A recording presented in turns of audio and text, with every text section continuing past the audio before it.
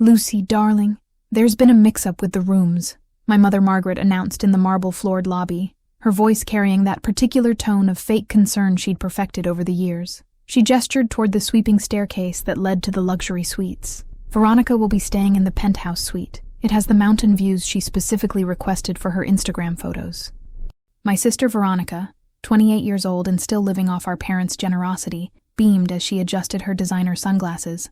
"The natural lighting up there will be perfect for my wellness brand photo shoot," she said, as if her lifestyle blog with its 12,000 followers constituted a real business. "And where will I be staying?" I asked, though I already knew the answer would be designed to remind me of my place in the family hierarchy. Dad cleared his throat uncomfortably. "Well, Lucy, the thing is, we could only afford one premium suite for this trip. The resort manager was kind enough to offer you accommodations in the staff quarters.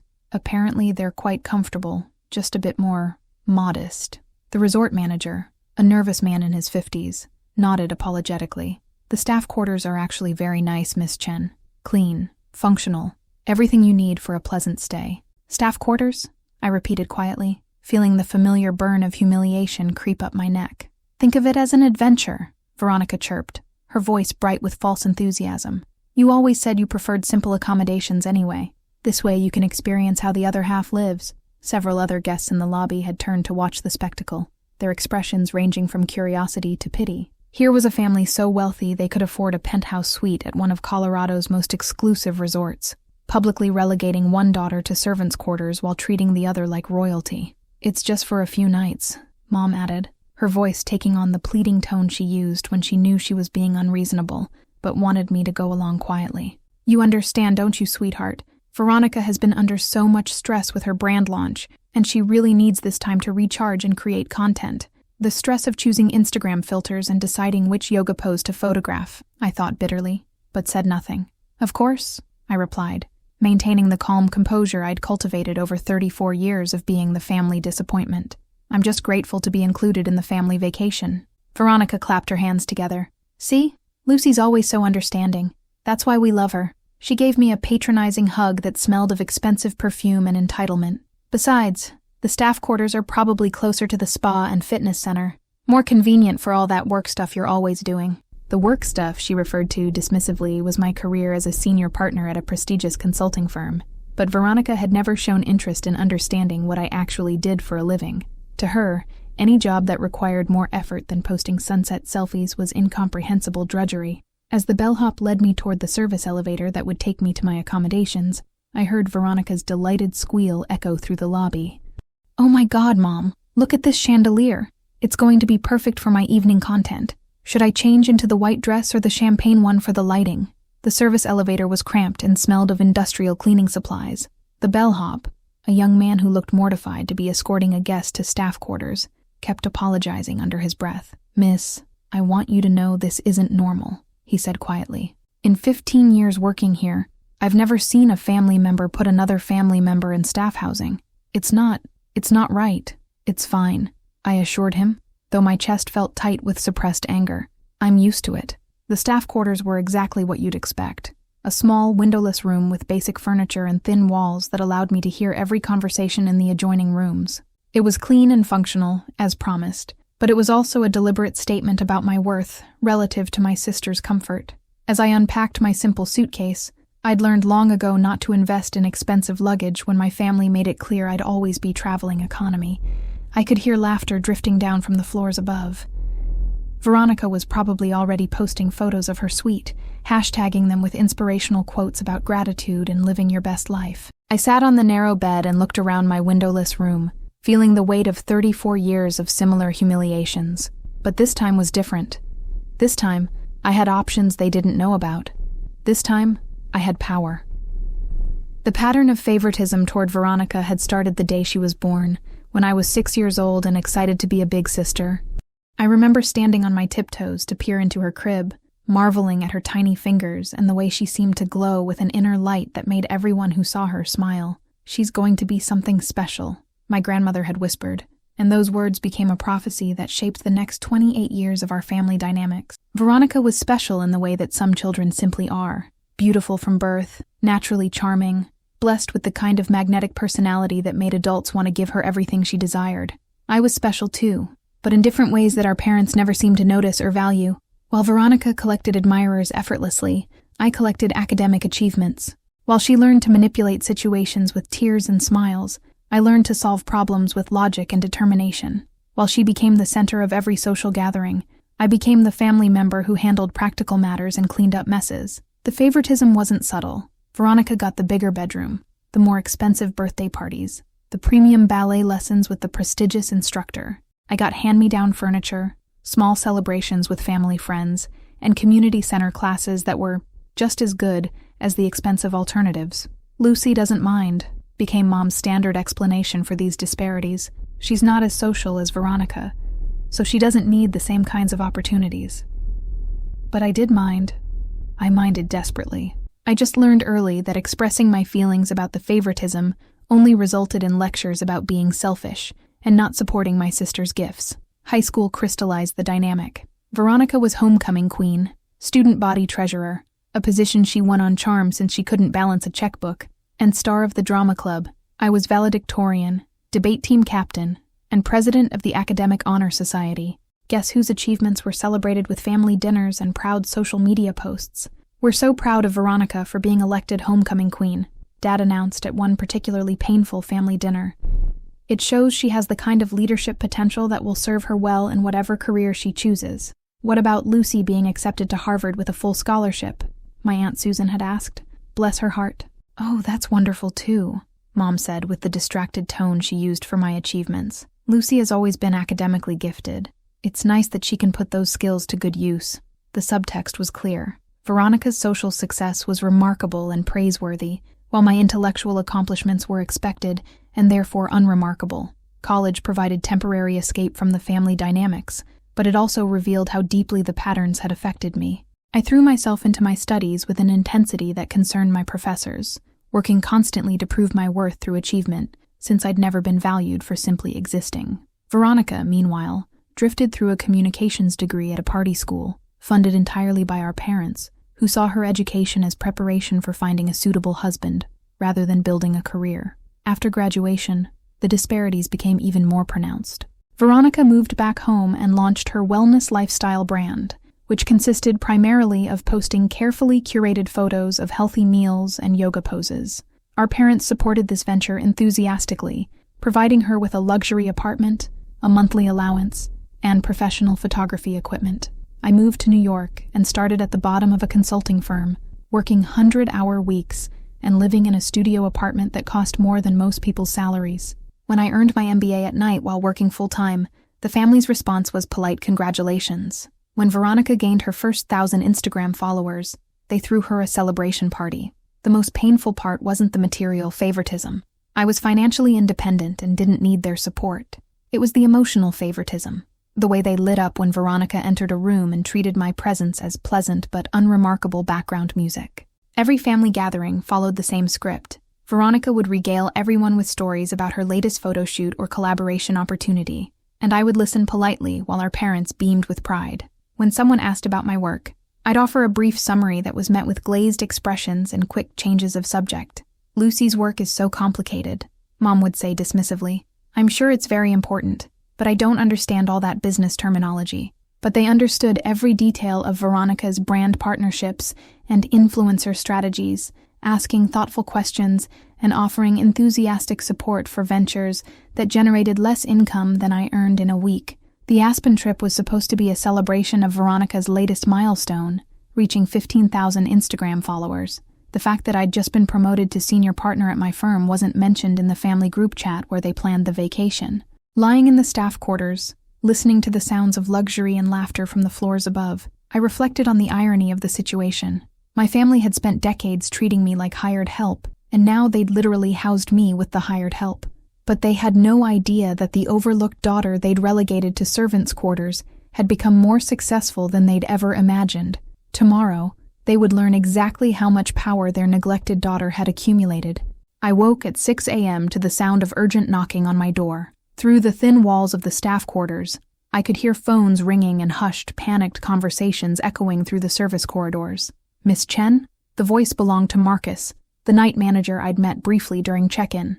"I'm terribly sorry to disturb you, but there's been an Unusual situation with your family's reservations. I opened the door to find Marcus looking haggard and confused, flanked by 2 other resort staff members who appeared equally bewildered. What kind of situation?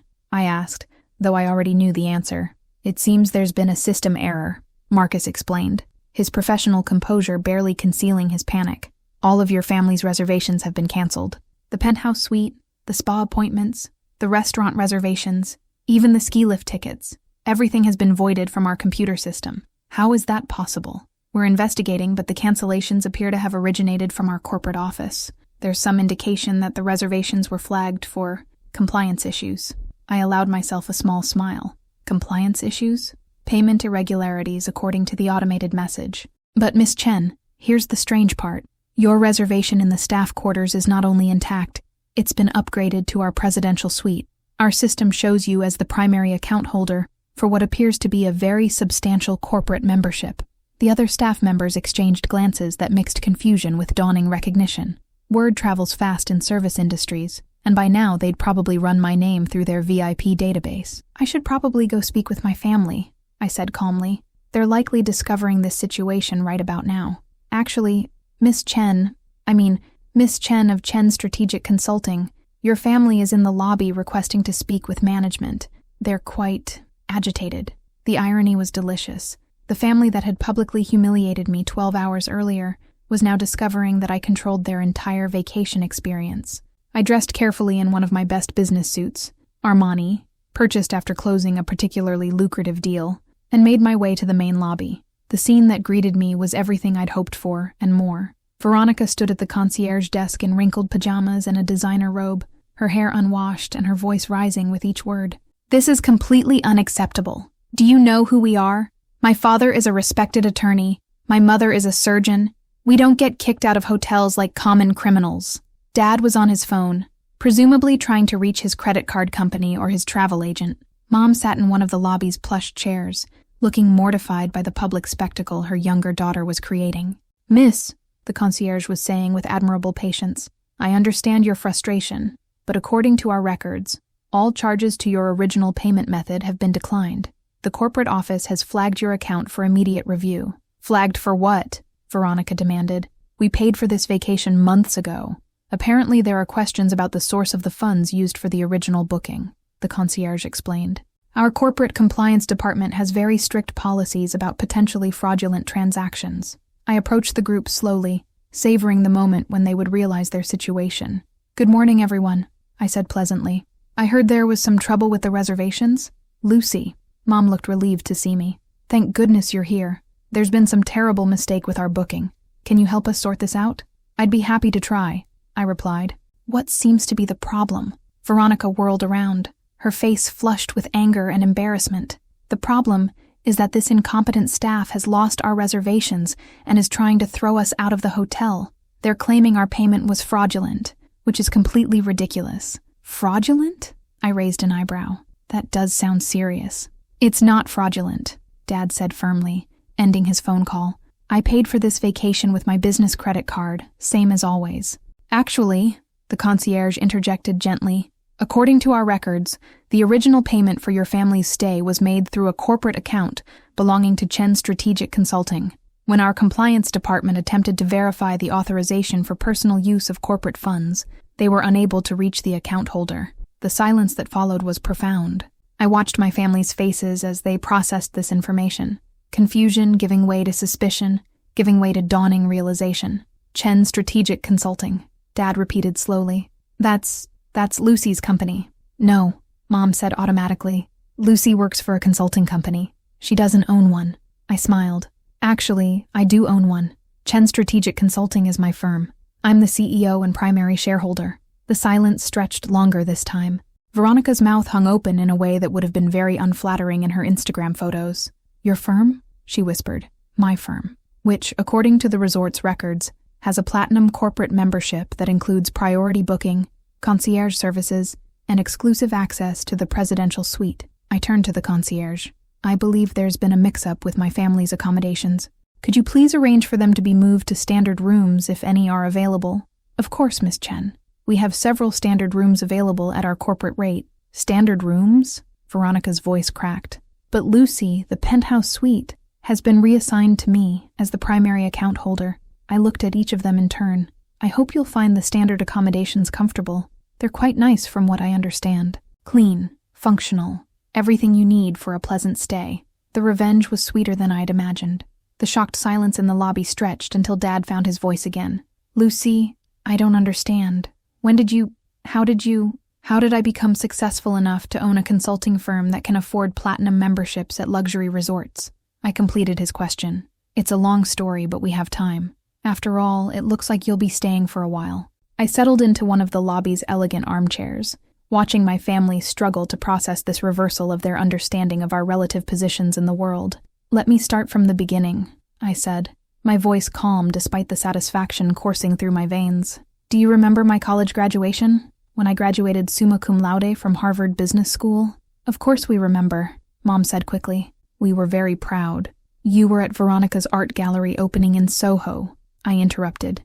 The one where she sold 2 paintings to your friends as a favor. You missed my graduation because Veronica's event was the same weekend, and she insisted she needed family support for her big break. The memory hung between us like an accusation. Veronica had the grace to look embarrassed, but Mom and Dad maintained their defensive postures. That was a scheduling conflict, Dad said. We explained at the time. You explained that Veronica's emotional needs took priority over my academic achievements. Just like always. I crossed my legs, settling in for the story they'd never bothered to ask about. So I graduated alone, with a job offer from McKinsey & Company that I'd earned entirely through my own merit. McKinsey is very prestigious, Mom offered weakly. Yes, it is.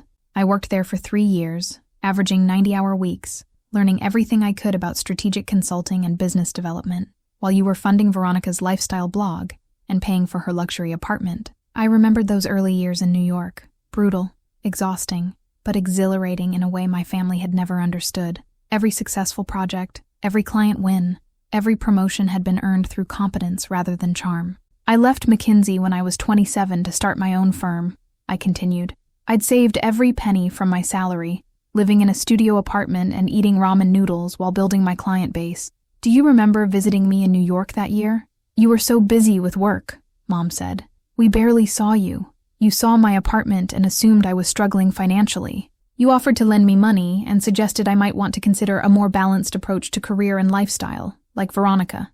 I smiled at the memory of their condescension. You had no idea that my struggling consulting firm had just signed a $10 million contract with a Fortune 500 company. The numbers clearly meant nothing to Veronica, but I could see Dad's lawyer brain calculating the implications. Mom looked confused, as if success on that scale was incomprehensible for someone who wasn't her golden child.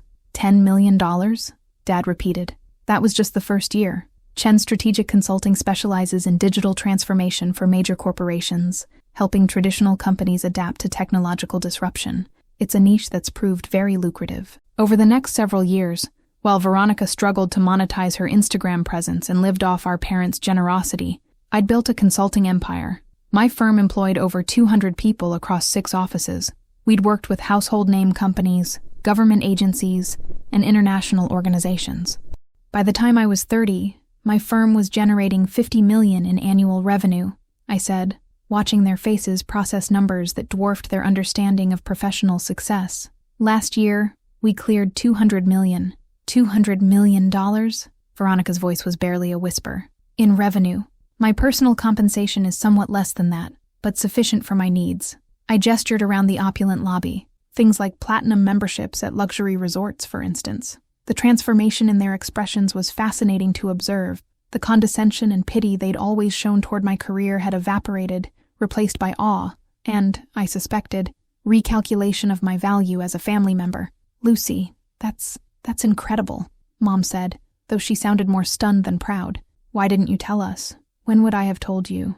During family dinners where conversation focused exclusively on Veronica's latest Instagram milestone. During phone calls where you updated me on her dating life and brand partnerships while showing polite disinterest in my work. We're interested in your work, Dad protested. We just don't always understand. You understand Veronica's work perfectly well. You can discuss her content strategy and audience engagement metrics for hours, but you've never asked about my clients, my challenges, or my achievements because you decided long ago that I was the practical daughter who didn't need emotional support or recognition. The truth of it settled over them like a heavy blanket. 28 years of assumptions and prioritizations were being challenged by information that didn't fit their narrative about which daughter mattered more. So, yes, I concluded, I can afford to cancel your reservations and upgrade myself to the presidential suite. I can afford to do much more than that, actually. Much more like what? Veronica asked nervously. I smiled. You'll find out. The revelation about my wealth had shifted something fundamental in the family dynamic, and I could see them struggling to adjust their understanding of our relative positions. The daughter they'd dismissed as a workaholic drone had become more successful than they'd ever imagined possible. Lucy, Dad said carefully, I think we need to have a serious conversation about everything, about how we've treated you, about opportunities we might have missed to understand your success. Opportunities you missed? I laughed, the sound echoing through the resort lobby.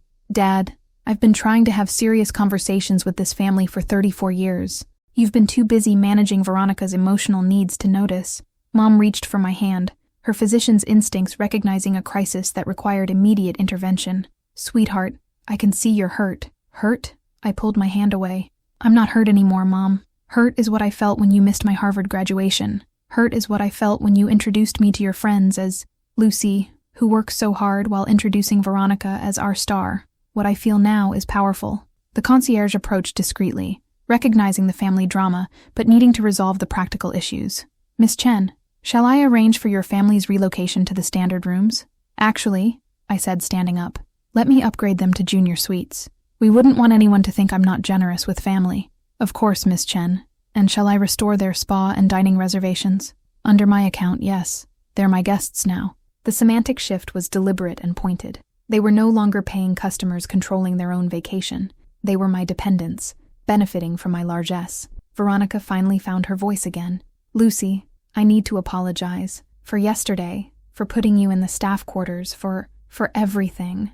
I had no idea you were so successful. So you're apologizing because you discovered I'm wealthy? I asked. Would you have apologized if I was still the struggling consultant you imagined me to be? That's not, Veronica fumbled for words. I'm apologizing because I was wrong to treat you badly, regardless of your financial situation. But you only realized you were wrong after learning about my financial situation, I pointed out.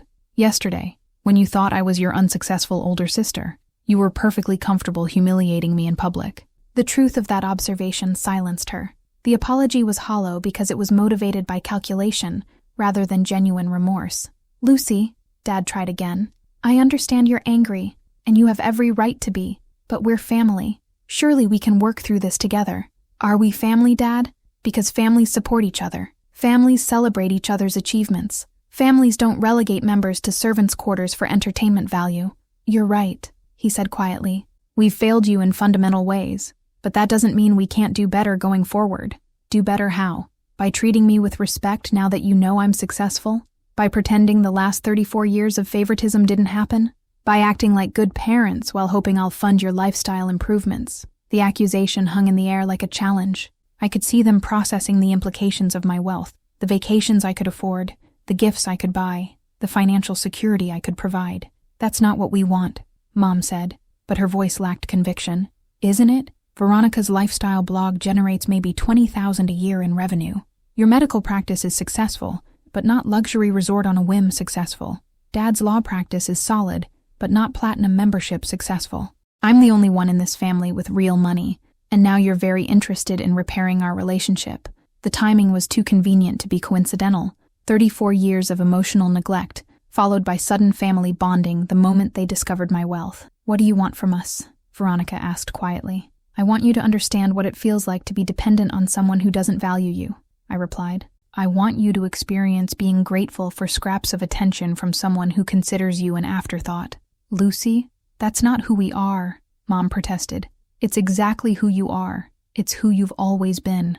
I gestured to the concierge. Please escort my guests to their rooms. They've had a long morning. As my family was led away to accommodations they could no longer afford on their own, I felt the satisfaction of a perfectly executed reversal. But satisfaction, I was learning, was a dangerous emotion, because I was just getting started.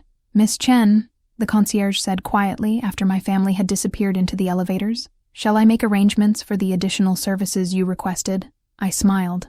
Yes, let's give them the full treatment. Over the next 48 hours, I orchestrated a systematic demonstration of my influence that went far beyond hotel accommodations. My family was about to learn that controlling their vacation was merely the beginning of what I could accomplish with my resources and connections. It started with small things. Their spa appointments were rescheduled to less desirable time slots. Their restaurant reservations were moved to tables by the kitchen. Their ski instructor was replaced with the resort's least experienced guide. Each change was presented as unfortunate scheduling conflicts, but the pattern was clear to anyone paying attention. "This is the third time our dinner reservation has been changed," Dad complained to me over lunch at the resort's cafe. "And somehow we keep getting seated next to the bathrooms or the wait station." "That does seem unlucky," I agreed, cutting into my perfectly prepared salmon.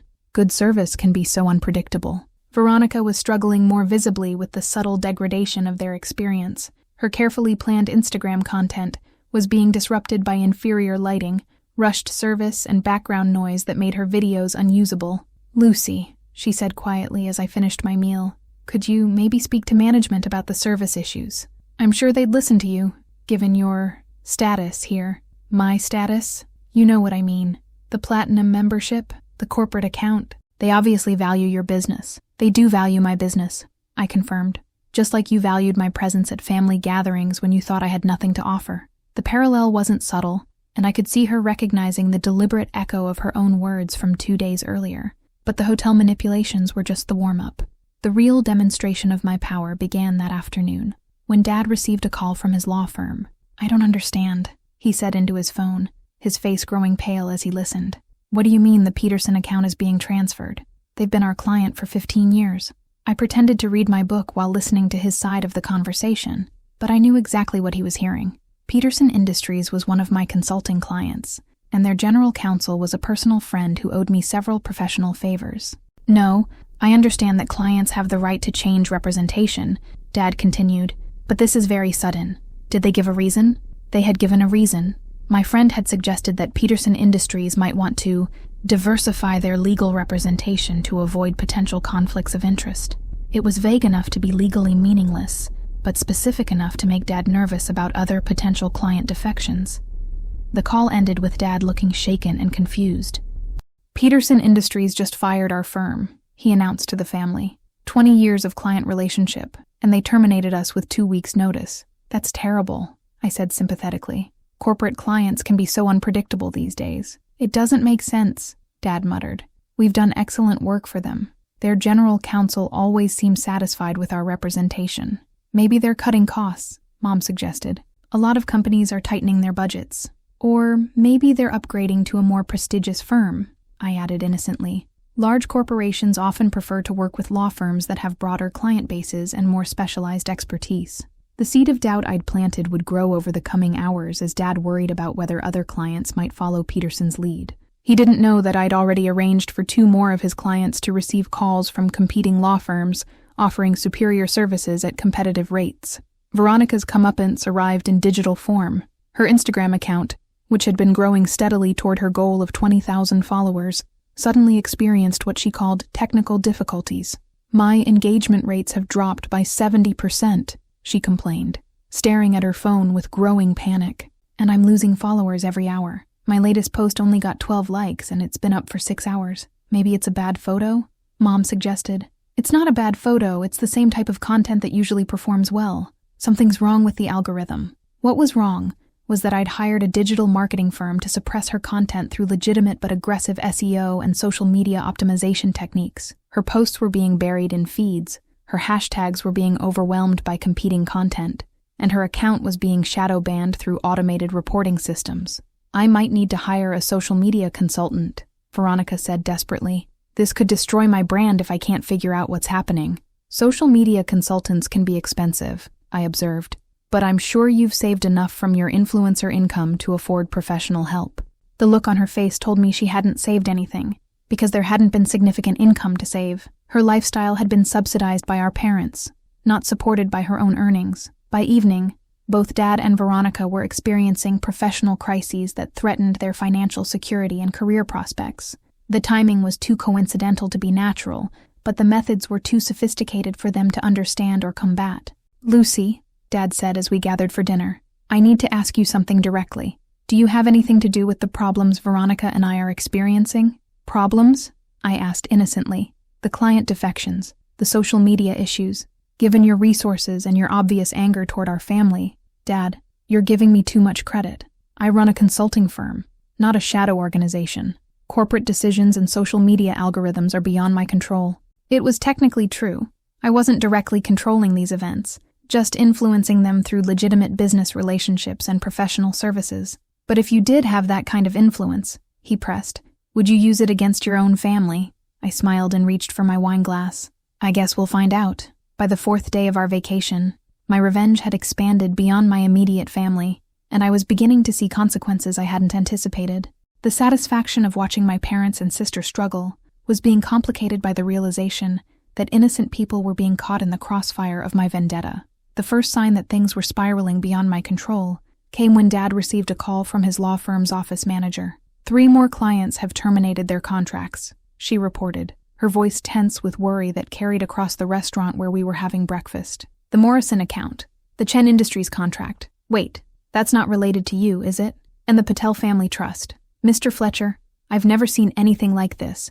It's like someone is systematically targeting our client base. I felt a chill as I realized the scope of what I'd set in motion. In my anger, I'd asked my network to help redirect some business opportunities away from Fletcher and Associates. What I hadn't considered was that this wouldn't just impact Dad's income. It would affect his employees, their families, and the other lawyers who depended on the firm's success. How many people work at your firm? I asked Dad quietly after he ended the call. 12 attorneys, plus support staff, about 30 people total. His face was gray with worry. Lucy, if this continues, I'll have to start laying people off. These aren't just my losses. They're threatening other people's livelihoods. The reality hit me like a physical blow. I'd been so focused on hurting my father that I'd forgotten about his associates, the paralegals, the secretaries, the junior lawyers who'd done nothing to deserve unemployment. There's Janet Morrison, Dad continued, unaware that his words were devastating me. She's a single mother with 2 kids,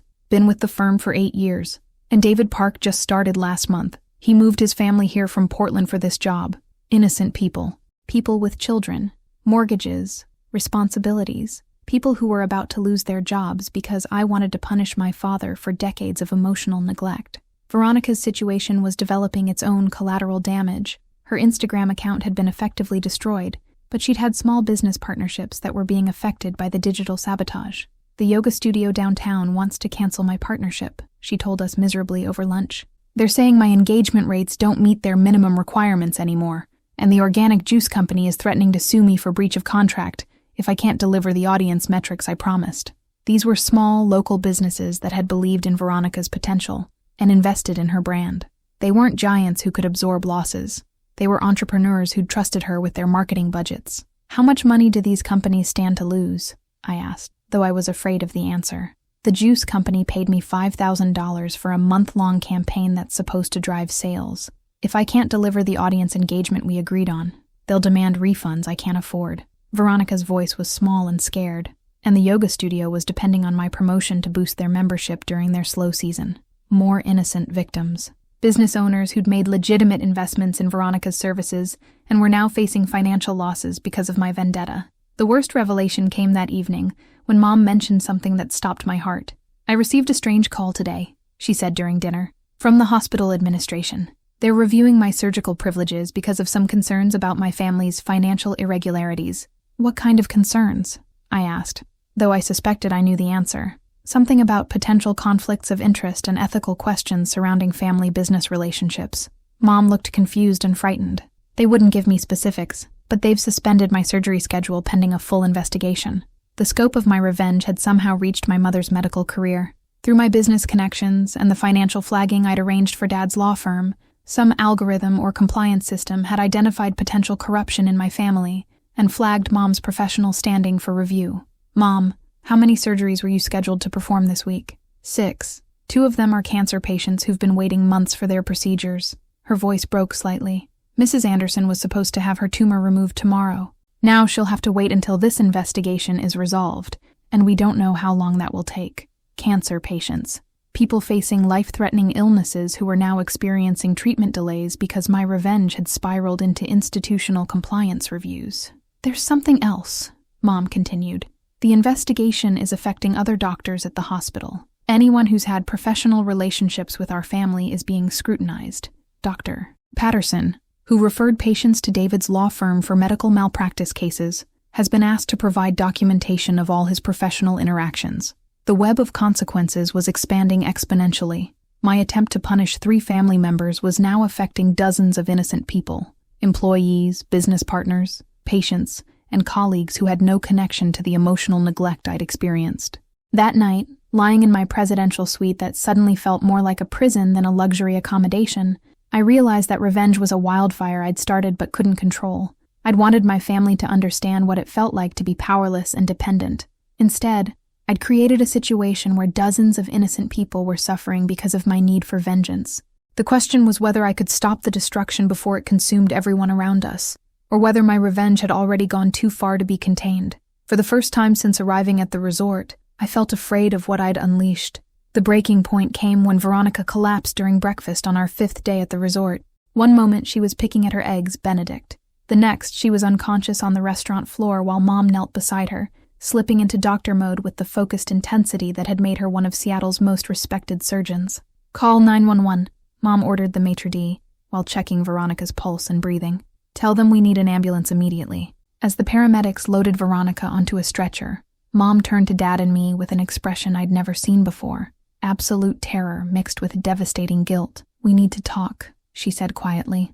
"All of us. Right now." The drive to the hospital was silent except for Dad's desperate phone calls to specialists in Seattle.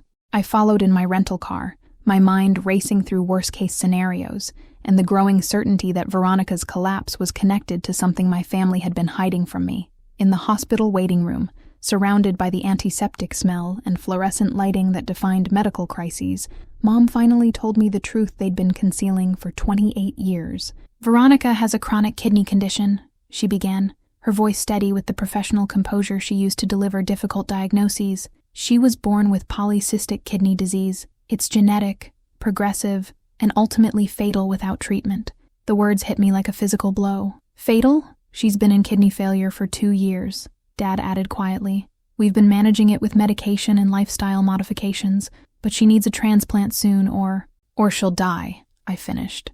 The lifestyle brand, the Instagram account, the wellness content, it's all been part of her treatment strategy, Mom explained. The medications cause significant weight gain and fatigue. The social media work gives her purpose and helps her maintain the appearance of normalcy while she undergoes treatment. I stared at them, trying to process this revelation that recontextualized everything I'd believed about my sister's life. "How long have you known?" "Since she was born." The condition was apparent immediately, but the severity wasn't clear until she reached adulthood. Mom's voice grew smaller. "We've been preparing for this day for 28 years. Why didn't you tell me?" "Because Veronica begged us not to," Dad said. "She didn't want to be defined by her illness. She didn't want pity or special treatment because of her medical condition." "Special treatment?" I laughed bitterly. "She's gotten special treatment her entire life, because she's been dying her entire life," Mom said bluntly. "Every birthday party, every vacation, every opportunity we gave her, we knew it might be her last. We were trying to fill whatever time she had left with joy and experiences. The luxury accommodations, the expensive gifts, the constant attention and celebration. It hadn't been favoritism based on personality or preference. It had been parents desperately trying to give their terminally ill daughter the best possible life while she still had one. The wellness brand," I said slowly, understanding dawning. "It's not just vanity. It's therapy. The yoga, the meditation, the healthy eating content. It's all part of her treatment regimen. The social media engagement gives her a sense of purpose and community during a very isolating medical journey." Mom wiped tears from her eyes. "When her follower count drops or her engagement rates decline, it's not just affecting her ego, it's affecting her will to keep fighting." The full scope of what I'd done crashed over me like a tsunami. I hadn't just been attacking my sister's career, I'd been sabotaging the coping mechanisms of a dying woman. "The transplant list," Dad continued. "She's been on it for 18 months. We finally got a call last month. There's a potential donor match, but the surgery costs are beyond what our insurance covers." "How much beyond?" $200,000 for the surgery itself, plus ongoing immunosuppressive medications that cost $8,000 a month for the rest of her life. Dad's voice broke. "We've been trying to figure out how to afford it without asking you for help." "Without asking me for help?" I repeated. "We know you don't think highly of our family," Mom said quietly. We know we've failed you in fundamental ways. How could we ask for financial help when we've never given you emotional support? The irony was staggering. While I'd been orchestrating their professional and financial destruction out of resentment for perceived favoritism, they'd been struggling to fund life-saving medical care for my dying sister. The law firm, I said, the full horror of my actions becoming clear. Dad, how much of your savings have you already spent on Veronica's medical care? Most of it. The experimental treatments, the specialists, the medications. We've liquidated our retirement accounts, taken second mortgages, borrowed against life insurance policies. He looked at me with exhaustion that went beyond physical fatigue. The client losses you've arranged couldn't have come at a worse time. And the vacation? Was supposed to be Veronica's last family trip before the transplant surgery, Mom said. We wanted her to have one final celebration, one last set of memories, in case something goes wrong with the operation. I sat in the hospital waiting room, surrounded by the evidence of my family's love for my sister, and realized that I'd spent 5 days systematically destroying the financial resources they needed to save her life. The revenge I'd thought was so justified, so perfectly calibrated to their crimes against me, had actually been an attack on a family trying to keep their dying daughter alive. Does she know? I asked quietly. About the financial problems, about how you've been paying for her treatment? She thinks insurance covers everything, Dad said. She doesn't know we've bankrupted ourselves trying to keep her alive. Through the hospital window, I could see the sun setting over the mountains, the same view that had seemed so beautiful when I'd been planning my family's humiliation. Now it just looked like the end of everything. The next 6 hours in the hospital waiting room passed in a blur of medical consultations, insurance phone calls, and the growing realization that my revenge had created a crisis that might cost my sister her life. Veronica's collapse had been triggered by acute kidney failure accelerated by stress. The systematic destruction of her social media presence and business partnerships had pushed her body beyond its ability to cope with the disease that was already killing her. Her creatinine levels are dangerously elevated, the attending physician explained to our family conference. The stress of the past week has compromised her remaining kidney function. We need to move forward with dialysis immediately and expedite the transplant surgery. How quickly can we schedule the operation? Mom asked, slipping back into her medical persona to cope with the crisis. That depends on several factors, including the patient's insurance approval and ability to cover the associated costs. The doctor's expression was carefully neutral. Our financial counselor will need to meet with your family to discuss payment arrangements. Dad and I exchanged glances loaded with the weight of what we both knew.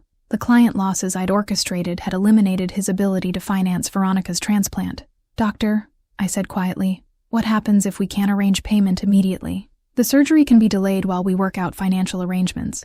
But frankly, your sister's condition is deteriorating rapidly. Every week we wait increases the surgical risks and decreases the likelihood of a successful outcome. After the medical team left us alone, the silence in the waiting room was deafening. Through the windows, I could see the last light fading from the mountains as my family contemplated the possibility of losing Veronica because they couldn't afford to save her. I can fix this, I said finally. The law firm, the client losses, the insurance investigation, I can undo all of it. Can you?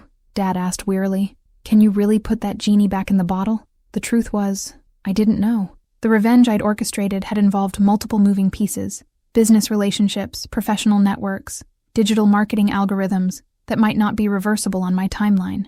I can try. I can call in favors, reverse the financial flagging, restore the client relationships. And how long will that take? Mom interrupted. How long to undo 5 days of systematic professional destruction? I thought about the complexity of what I'd done. Peterson Industries might return as a client, but only after lengthy negotiations and explanation. The insurance investigation into our family's finances might be dropped, but bureaucratic processes moved slowly. The social media sabotage could be reversed, but rebuilding Veronica's audience engagement would take months. I don't know, I admitted. Weeks, maybe months to fully restore everything. Veronica doesn't have months, Mom said quietly. She may not have weeks. The full weight of what I'd done settled over me like a physical burden.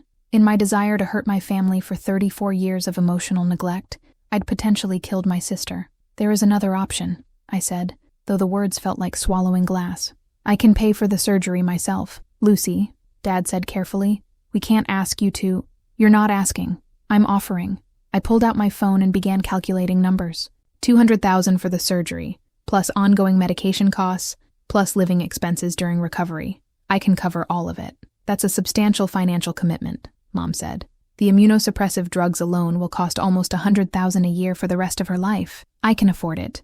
My firm generates enough income to support those costs indefinitely. But even as I spoke, I was calculating the deeper costs of this decision. Funding Veronica's medical care would mean accepting that my resentment toward my family had been based on incomplete information. It would mean acknowledging that their favoritism toward her had been justified by circumstances I'd never understood. It would mean admitting that I'd been wrong about everything. Why would you do that? Mom asked. After everything that's happened, after 34 years of feeling neglected by this family, why would you spend your own money to save Veronica's life? The question hung in the air between us, loaded with all the pain and misunderstanding that had shaped our family dynamics for decades. Because she's my sister, I said simply. Because whatever else has happened, I don't want her to die. Because maybe it's time for this family to start taking care of each other instead of keeping score of who's been wronged. Lucy, Dad said quietly, if you do this, if you pay for Veronica's surgery, it doesn't erase the mistakes we've made with you. It doesn't excuse 34 years of taking you for granted. I know, but maybe we can do better going forward. Through the hospital window, I could see emergency vehicles arriving and departing, carrying other families through their own medical crises. Somewhere in this building, other people were making impossible decisions about love, money, and survival. There's something else, I said, my voice barely audible. I need to tell Veronica the truth about what I did, about the social media sabotage, the business problems, all of it. She deserves to know that her stress was caused by my revenge, not random bad luck. That might be more harmful than helpful, Mom said gently. She's fighting for her life. She doesn't need the additional burden of family guilt. She needs to understand that she's loved enough for her sister to completely destroy her own sense of moral superiority to save her life, because that's what this decision meant. Acknowledging that I'd been the villain in this story, not the victim. The revenge had come too fast, too completely, and now it was too late to undo the damage without consequences that might kill the person I'd wanted to hurt. All I could do was try to save her, and hope that love might be stronger than the poison of resentment I'd been carrying for 34 years. 2 weeks later, I sat in Veronica's hospital room watching her sleep after the successful transplant surgery. The new kidney was functioning well, her color was returning to normal, and the doctors were cautiously optimistic about her long-term prognosis. I'd spent the intervening time systematically undoing my revenge, making phone calls, calling in favors, and using every business relationship I'd cultivated to reverse the damage I'd inflicted on my family. Some things could be fixed immediately, others would take months to fully restore. Peterson Industries had agreed to continue their relationship with Dad's law firm, after I personally guaranteed their satisfaction with the legal services.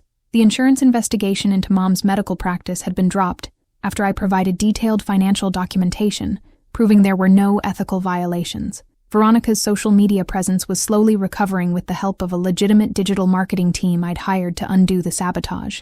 But the most important conversation was still ahead of me. Lucy, Veronica's voice was weak, but alert, as she woke from her afternoon nap. How long have you been sitting there? About an hour. I wanted to be here when you woke up. I moved closer to her bed, noting the improved color in her face and the steady rhythm of her breathing. How are you feeling? Better than I have in years, actually. The doctors say the new kidney is working perfectly. She smiled, though it was tempered by exhaustion. Mom told me what you did. The surgery, the medications, everything. Lucy, I don't know how to thank you. You don't need to thank me, I said quietly. I need to apologize to you. Apologize? You literally saved my life. I also nearly ended it. I took a deep breath, preparing to confess the full scope of my actions. Veronica, I need to tell you something about what happened at the resort, about your social media problems and the business issues our family experienced. Over the next 30 minutes, I told her everything. The revenge I'd planned, the professional sabotage I'd orchestrated, the systematic destruction of her online presence that had contributed to her medical crisis. I explained about my resentment over 34 years of perceived favoritism, my anger at being relegated to staff quarters, and my desire to make our family understand what powerlessness felt like. You did all that? She asked when I finished, her voice more curious than angry. You actually arranged for Dad's clients to leave his firm and for my Instagram account to be suppressed? Yes. And when the stress of those problems accelerated your kidney failure, I realized that my revenge had gone too far. I'd been so focused on hurting all of you that I didn't consider the possibility that there might be reasons for the treatment I resented.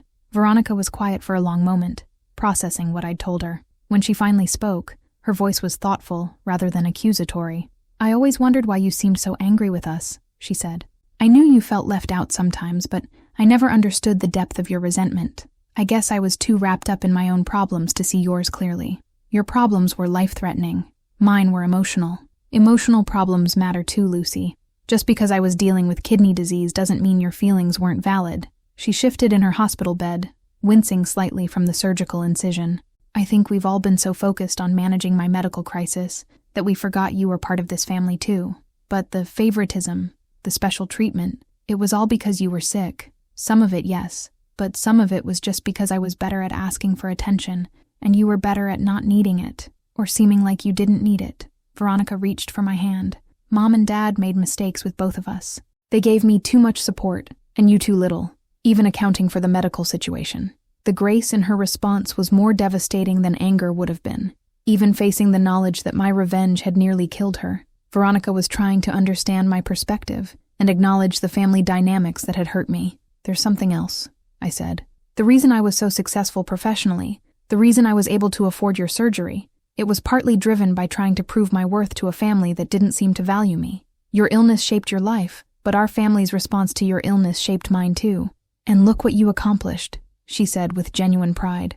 Lucy, you built an amazing career and a successful company. You became strong and independent and incredibly capable. Maybe the path that got you there wasn't fair, but the result is extraordinary. I became successful to spite you all. That's not exactly a healthy motivation. But you also became successful to take care of yourself because you learned you couldn't depend on others to do it for you.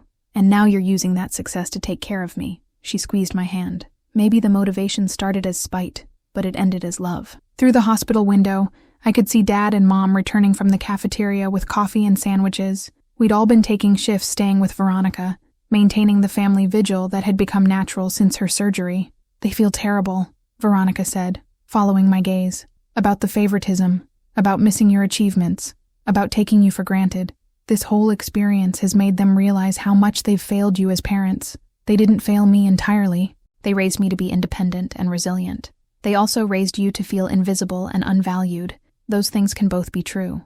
As our parents entered the room, carrying the comfortable exhaustion of people who'd spent weeks in hospitals and were finally seeing light at the end of a very dark tunnel, I realized that our family would never be the same. We'd all learned things about each other that couldn't be unknown. About my resentment, about Veronica's illness, about our parents' impossible choices between two daughters with very different needs. But maybe that was okay. Maybe perfect families were less important than honest families. Maybe love was more about choosing each other repeatedly, despite flaws and failures and years of accumulated misunderstandings. How are my girls? Dad asked as he settled into his chair beside Veronica's bed. We're figuring it out, I said, and for the first time in 34 years that felt like enough.